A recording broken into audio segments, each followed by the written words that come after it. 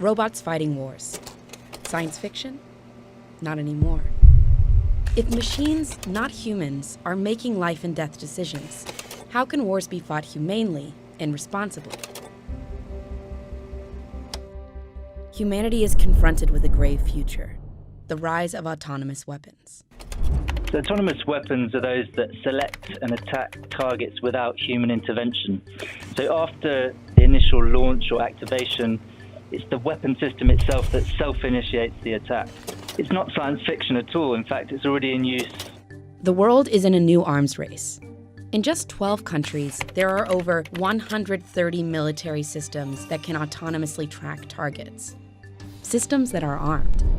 They include air defense systems that fire when an incoming projectile is detected, loitering munitions, which hover in the sky searching a specific area for pre-selected categories of targets, and sentry weapons at military borders, which use cameras and thermal imaging to ID human targets.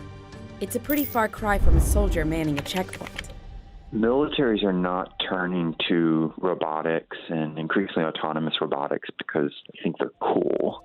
They're doing it for very good military reasons. They can take in greater amounts of information than a human could, make sense of it quicker than a human could, be deployed into areas that might not be possible for a human system or might be too risky, too costly. In theory, any remote-controlled robotic weapon, in the air, on land, or at sea, could be adapted to strike autonomously. And even though humans do oversee the pull of the trigger now, that could change overnight. Because autonomous killing is not a technical issue. It's a legal and ethical one. We've been here before. At the beginning of the last century, tanks, air warfare, and long-range missiles felt like science fiction, but they became all too real. With their use came new challenges to applying the rules of war, which require warring parties to balance military necessity with the interests of humanity. These ideas are enshrined in international humanitarian law.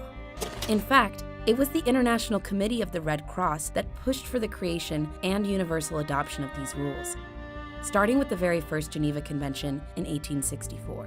These rules have remained flexible enough to encompass new developments in weaponry, staying as relevant today as ever. But these laws were created by humans for humans to protect other humans. So can a machine follow the rules of war? Well, that's really the wrong question, because humans apply the law and machines just carry out functions. So the key issue is really that humans must keep enough control to make the legal judgments. Machines lack human cognition, judgment, and the ability to understand context. And you can think of the parallels with how we deal with pets. The dog is an autonomous system. If the dog bites someone, we ask them who owns that dog, who takes responsibility for that dog. Did they train that dog to operate that way?